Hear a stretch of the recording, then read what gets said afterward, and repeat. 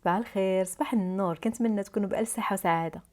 الحلقه ديال اليوم غادي نشوف معكم كيك بالنوازيت، غاناش نوازيت اي غلاصاج، يا اما غوشي يا اما غلاصاج ميغوار اللي بغيتو. تقدروا حتى ديروا غاناش.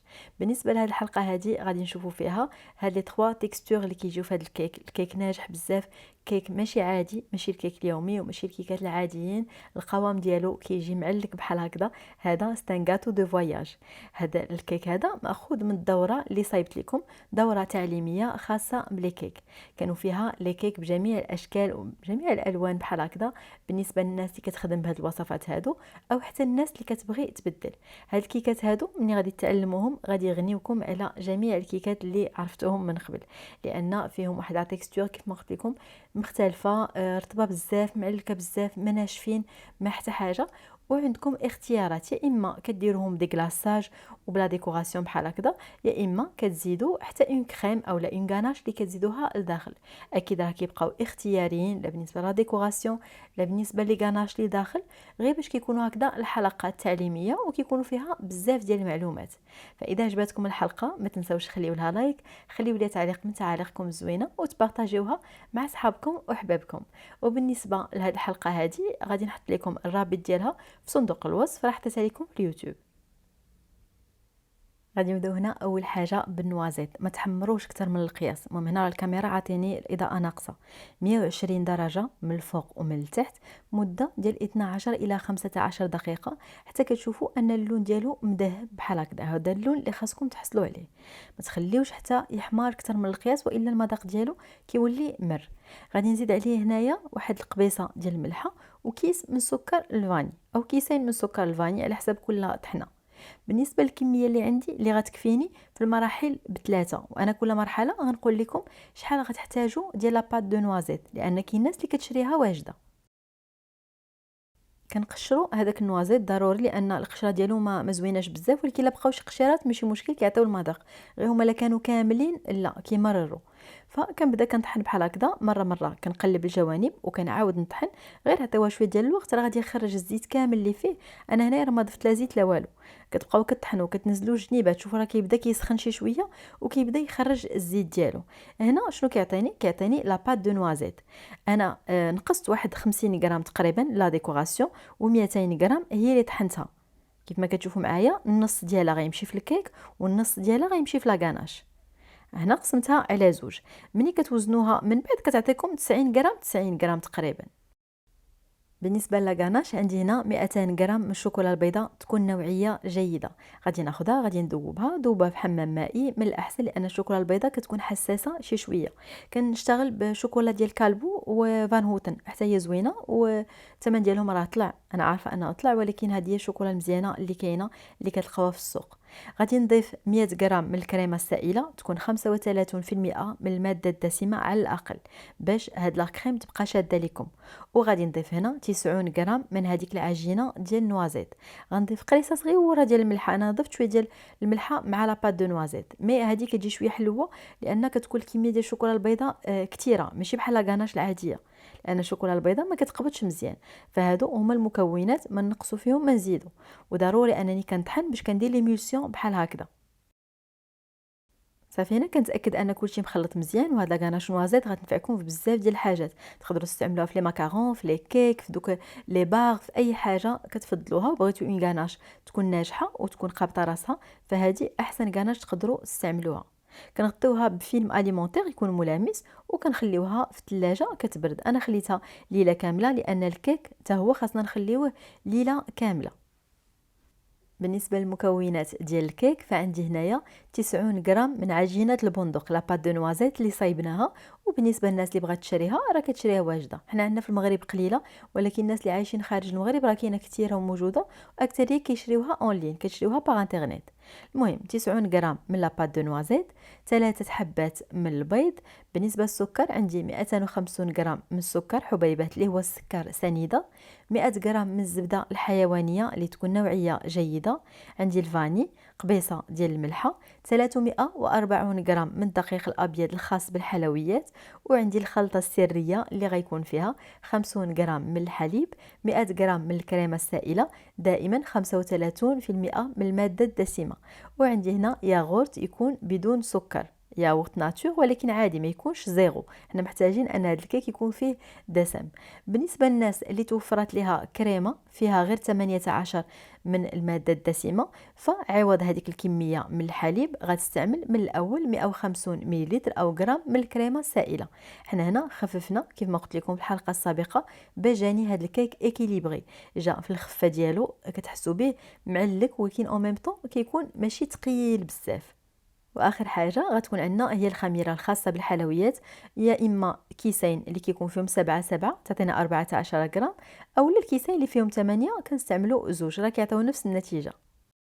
غادي نقادنا اول حاجه الخلطه السريه اللي كيف ما قلت لكم فيها الحليب فيها الكريمه وفيها الياغورت. اذا استعملنا كريمه مخففه غنستعملوا الكميه كامله من الكريمه. غادي نضيف هنا الياغورت بنكهه مش بنكهه بدون سكر، ما فيه حتى نكهه، هذا ياغورت ناتور، يكون كريمي من الافضل، ما كانش كريمي خلطوه مزيان راه غادي يولي كريمي. وهاد الخلطه راه كتفاعل مع بعضياتها وكتعطيكم واحد الكريمه اللي كتكون خفيفه وفي نفس الوقت غنيه. كنخلطوها هي الاولانيه باش كنخليوها واحد شويه، الوقت اللي كنوجدوا فيه باقي المكونات كتكون هكذا حاطينها حدانا وتكون بدرجه حراره الغرفه. الزبده حتى هي تكون عندي لينه، كنستعمل زبده حيوانيه تكون فيها 82% من الماده الدسمه، راه كنكتب لكم دائما الماركات اللي كنستعمل. ضفت السكر، غادي نضيف هنا قبيصه ديال الملحه حتى هي ضروريه في الكيك، وغادي نزيدو هذيك لاباط دو نوازيت. لاباط دو نوازيت كتكون المذاق ديالها غيش بزاف وكتعطيكم واحد الريحه بحال كتاكلوا كيك بالمذاق ديال البوينو بالمذاق ديال فيغيرو روشي، واحد المذاق اللي زوين بزاف. الناس اللي كيعجبهم النوازيت هذا الكيك غادي يحمقكم، وتقدروا تصايبوه بلا غاناش من الفوق بلا هذاك لو غلاصاج. من بعد انا غادي نفسر لكم. عندي هنا 3 حبات من البيض، غادي نبقى نزيد وحده بوحده. البيضه الاولانيه حطيتها من الاول باش هكذا حتى المضرب ينزل ليا ويقبط المكونات كاملين. دائما لي كيك بروفيسيونيل كنخدموهم بلا فوي، ما كنخدموهمش بالفوي الكبير، يا اما تقدروا تخدموا هذا الكيك ديالكم بالمضرب الكهربائي العادي. حنا اهم حاجه انا ما بغيناش ديك الكميه الكبيره بلا قياس ديال الهواء، بغينا ندخلوا شويه ديال الهواء، بغينا ان لا تيكستور تكون هوموجين ولكن او ميم طون ما نكونش هذاك الكيك اليومي. هنا غادي نزيدوا شويه ديال الفاني، ومن بعد كيف ما قلت لكم هذاك الخليط كيتخلط وانا كنزيد بيضه بيضه بحال هكذا وهو كيطلع. والمضرب الكهربائي كيعطيكم نفس النتيجه، انا راه مجرباهم بزوج، انا غير هنا كانت عندي حلقه فيها بزاف ديال لي كيك فالروبو اكيد كيسهل عليا.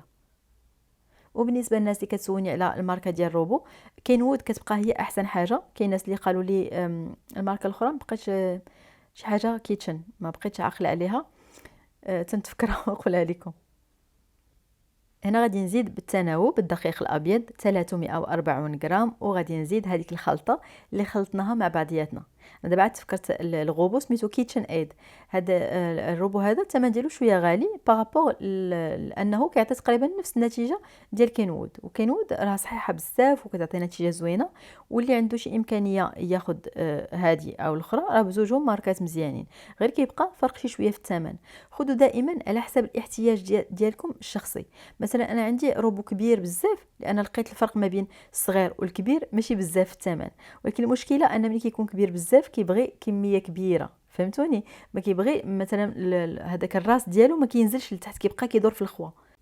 من بعد هنايا كنبقاو كنالتيرنيو ما بين الدقيق الابيض وما بين هذيك الخلطه.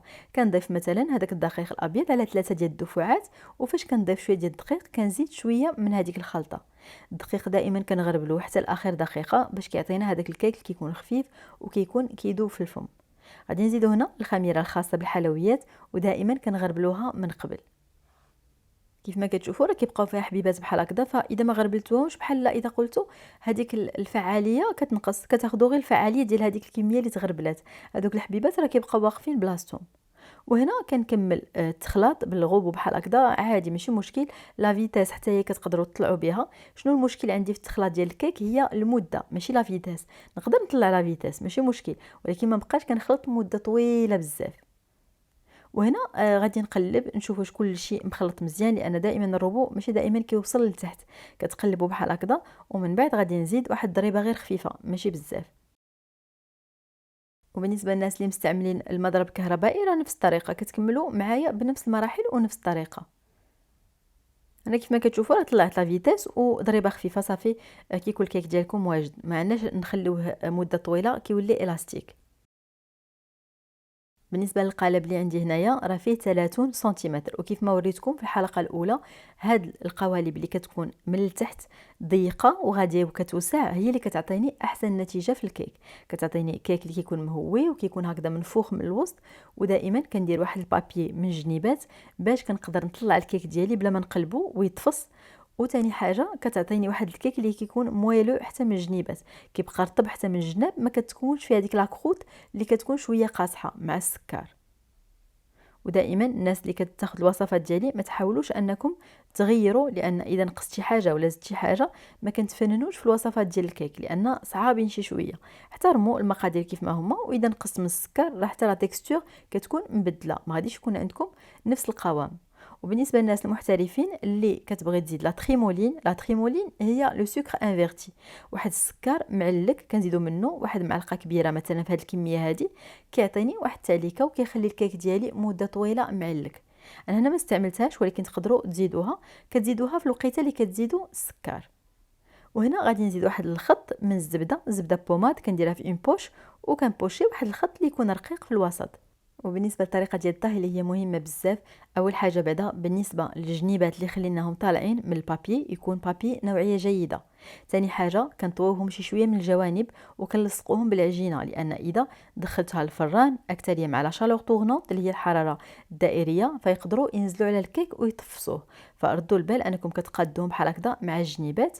من بعد كتدخلوا الكيك ديالكم في الرف اللي في الوسط. انا بالنسبه لي عندي لا شالور طورنونط فكنشغل عليه غير من التحت مع لا شالور طورنونط، كيطيب ليا من التحت ومن الفوق.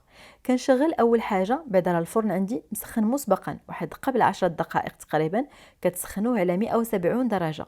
كندخل لو كيك 15 دقيقه على 170 درجه، ومن بعد كننزل على 150 درجه، كنخليه 30 دقيقه اضافيه. هذا الكيك كياخذ ما بين 45 دقيقه الى 50 دقيقه حسب الفرن اللي عندكم. وبالنسبه للناس اللي ما عندهمش لا شالور طورنونط فكتحطوا الكيك ديالكم في الرف الثاني اذا حسبنا من التحت ماشي في الوسط. هذه المره كتشغلوا بنفس الطريقه، الفرن يكون سخون على 170 درجه 15 دقيقه الاولى من التحت، ومني كننزل ل 150 هذيك 30 دقيقه الاضافيه كنعاود نزيد حتى الفوق، لان لا شالور طورنونط ما عندكمش. الناس اللي ما كتحكمش الفرن ديالها يعني كيشعل من الفوق ومن التحت او ميم طون ما عندهاش الاختيار، فكتشغلوا نفس الحاجه 170 15 دقيقه الاولى وكتكملوا على 150 غير حتى نتوما كيكون الرف الثاني اذا حسبنا من التحت. في هذا الوقت هذا غادي نوجدوا واحد لو سيرو، ان سيرو دامبيباج اللي كيكون او كيدار فوق من لو كيك كيعطيه الرطوبه. هذا ماشي سيرو اللي بغيناه يدخل وسط من الكيك ولا مسقي، لا كيعطي رطوبه للكيك كامل كيخليه اوميد. عندي 100 مليلتر من الماء، هذيك راه الفاني اللي كانت عندي كحله، وواحد المعلقه كبيره عامره مزيان من السكر. كنخليه يغلي واحد 2 ديال الدقائق. وهنا من بعد ما خرجت الكيك غنعطيكم واحد لاستيوس اللي كنديرها، كتخلي لو كيك يبقى دغوا ويبقى هكذا حتى في لا بريزونطاسيون ديالو بحال اللي كيتباع في لي باتيسري. انه زعما انه ملي كيخرج من الفران كناخذ هنا كرتون، انا استعملت هذا ديال ليبوش، تقدروا تستعملوا غير شي دفتر قديم الكرتون ديالو. كنحط هنا من مورا هذاك الورق، شوفوا معايا كندخل غير ما تدخلوش لداخل بزاف، حنا بغينا غير هذيك التقبيبه، ما بغيناش الكيك ياخذ راحته مزيان ويبقى غادي بحال كيتفرج شي شويه، بغيناه يطلع هكذا دغوا يجي كيك بروفيسيونيل. فكندير هذاك الزوج ديال الكرتون وكناخذ هنا نصف ديال الكميه الكبيره ديال السيرو كنسقي به من الفوق، لان هذا الكيك ملي كتخرجوه ما كيكونش رطب، حيت هذا ان غاتو ماشي ان كيك، كتلقاو بحال فيه واحد لاكروت اللي كتكون شويه قاصحه. فكنامبيبيوها بهذا لو سيرو هذا، كنعطيوها الرطوبه. الجناب هنا المهم هادشي كامل كيمشي ليا فيه تقريبا نص الكثير ديال السيرو. بالنسبه للكيك راه كنخليه في القالب ديالو مده ساعه، ما كنزولوش من القالب نهائيا، ما كنقربوش منه، كنسقيه وهو سخون، سيرو بارد والكيك سخون كنسقيه باش كيتشرب بحال هكذا وصافي. غادي نخليه مده ساعه في القالب ديالو كترجع عليه الرطوبه. واحد لاستيوس وحده اخرى، كناخذ هنا سكوتش وكنقاد حسب كيفاش بغيت هذاك الكيك يكون عندي مونطي، فكنحط هذا السكوتش هذا ما نزيرش بزاف وما نضغطش على الكيك ديالي. هنا من بعد مرور ساعه كنجي كنفيريفي واش ما لاصقش عندي، لان هذيك الجهه الاخرى كانت فيها غير الزبده. وما ديروش فيها البابي باش ما تخنقوش الكيك ديالكم، خليوه هكذا يطلع دغوا. واذا كانت عندي شي امبيرفيكسيون بحال هكذا راه كنزولوها. خذوا هكذا سكين يكون مسنن، غير نتوما بشويه تعاملوا مع الكيك ديالكم غير بشويه. غادي نزول هذيك السكوتش، غنزول هذاك الكرتون، وهذا الشيء راه كنعطيه لكم غير دي زاستيوس، ماشي اوبليجي انكم ديروه. لا درتوه كتحصلوا على نتيجه زوينه، ما درتوش كيبقى المذاق ديال الكيك هو ما كاين حتى فرق في المذاق، راه غير اولا حتى في لا تيكستور، غير هو في المنظر يعطيكم كيك اللي هكذا كيجي في الشكل ديالو زوين. ما تبقى عندي من السيرو كندهن به هنايا الجوانب. والكيك راه عندي بارد، ما يمكنليش ندير هاد لوبيراسيون هادي والكيك سخون، والا ملي غاديو تقطعوا غتلقاوه من الداخل كله تخربق، لان الكيك ملي كنخرجوه من الفران راه كيكون باقي طري. من بعد ملي تبغيو تسقيو الجوانب ما تانسيستيوش على الجهه اللي لتحت بزاف، باش ملي كنحط الكيك ديالي كيبقى واقف، ما بغيناش نفزقو لتحت. شوفوا هنايا النص الفوقاني هو اللي كنسقيه، والنص التحتاني كندوز عليه هكذا غير واحد تدويزه خفيفه. بالنسبه للناس اللي غتسولني واش هاد السيرو هذا ضروري في هاد الكيك ولا يمكن لي نستغنى عليه، ما يمكنليش نستغنى عليه، ضروري في الكيك، وهو كيلعب دور كبير في الرطوبيه ديال الكيك. واي حاجه عطيتها لكم او اي استوس فهي مهمه بزاف. كنحاول نهز الكيك ديالي غير بشويه، عاونوا بالساعد ديالكم باش ما يتهرش الكيك على زوج. وهاد ليطاب هي اهم ايطاب، انني كنغطيه مزيان بالفيلم اليمونتير وكنخليه يبات ليله كامله في الثلاجه. لي كيك بروفيسيونيل عمرنا ما كناكلوهم في نفس النهار، كيتكالوا ليله من بعد، فكتحطوه بحال هكذا في الثلاجه. لا غاناش حتى هي في الثلاجه كتبرد، والكيك كياخذ الوقت ديالو، ماشي غير يبرد، كيبرد والقوام ديالو كيتبدل، كيعطيني هذاك القوام ديال الكاطو. هنا في اليوم الثاني راه ملي كتخرجوا لا غاناش ديالكم كتلقاوها قابطه راسها شي شويه، خليوها واحد 5 ديال الدقائق في درجه حراره الغرفه حتى تقدروا انكم ديروا بالمعلقه هاد الحركه هادي. هاد لو جيست كيبين لي ان لا غاناش ليس، نقدر نبوشيها او نقدر نخدم بها. اما اذا كانت محجره غادي تعذبني، ومني غنبدا كنليسيها فوق من الكيك شنو غدير؟ غدا بحال كتفرتك ليا الكيك. وثاني حاجه ما غاديش نقدر نبوشيها، فخليوها حتى تولي لا تيكستور ديالها ليس بحال هكذا. غادي ناخذ واحد لا دوي سامبل وغادي نبدا نعمر ونقاد. بعد هذيك الخويه اللي الوسط كنقادها هي اول حاجه، كنليسي وكنقاد. هنا راه تقطعت لي الكاميرا، ما تبقى من لا غاناش حاولت انني نبوشيه ونقادو مزيان باش كنعطي لو كيك ديالي بحال المنظر ديال الكيك الاول. هذا كيك بحال ترومبلو شي شويه في الفوق ديالو، كيبان بحال ملي كيكون كلاصي كيبان بحال هو هكاك داير. وكندوز واحد التدويزه ديال الغدويد بحال هكذا باش كتعطيني هذاك ليفي ليس من الفوق. بالنسبه للغدويد راه غتلقاو الناس اللي كتبيع الاشياء الخاصه بالحلويات، او تقدروا تستعملوا غير شي بابي بحال هكذا. هنا غادي نبروبوزي عليكم انكم ديروا كلاصاج غوشي، بالنسبه لي في المذاق ديالو كيجي زوين بزاف مع هذا الكيك هذا. انا علاش استعملت كلاصاج ميغوار؟ باش نعطيكم واحد لا ديكوراسيون اللي مختلفه، وفي نفس الوقت انني عندي واحد الكيك اخر درت فيه كلاصاج غوشي. المهم نعطيكم بزوجهم وانتم اللي بغيتوها ديروها. بالنسبه للكلاصاج غوشي راه ساهل، 200 غرام شوكولا بالحليب، 50 غرام من اللوز كونكاسي محمر، 40 الى 50 غرام من الزيت النباتيه. الكيك من بعد ما زدت له هذيك لا غاناش دخلته للمجمد حتى جمدات هذيك لا غاناش من الفوق، عاد كنديروا ليه الكلاصاج. كلاصاج ميغوار راه عندي في القناه، غنحط لكم الرابط ديالو في صندوق الوصف. كيف ما قلت لكم بالنسبه للناس بروفيسيونيل يقدروا يصايبوه، الناس العاديين ما تحتاجوش، غير كلاصاج عادي كيف ما قلت لكم كلاصاج غوشي كيعطيكم المذاق تقرميله وكيجي زوين في هاد لا غوسيت. هنا كنوريكم كيفاش تهزوا الكيك ديالكم، كديروا هذه الحركه الدائريه باش ما كيكونش فيه هذوك القطيرات من التحت. بالنسبه ملي شفتوني كنكلاصي الكيك كان ديجا فيه واحد الطبقه رقيقه ديال الكلاصاج، هذيك غير جربت واحد الوصفه بيان سور كنجربوا بعض الحاجات كتصدق وحاجات ما كتصدقش، فرجعت للكلاصاج ديالي اللي متعوده عليه اللي كيكون ناجح من اول مره واللي خدمت معكم بزاف ديال الوصفات. وكيف ما قلت لكم غنحط لكم الرابط ديالو.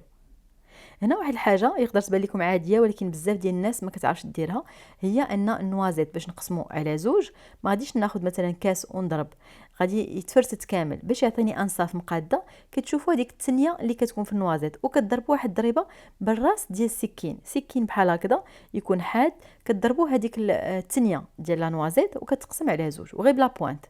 وهنا غادي نحط انصاف ديال النوازيت هكذا محمر، شويه من القشره ديال النوازيت باش كتعطيني الفوليوم.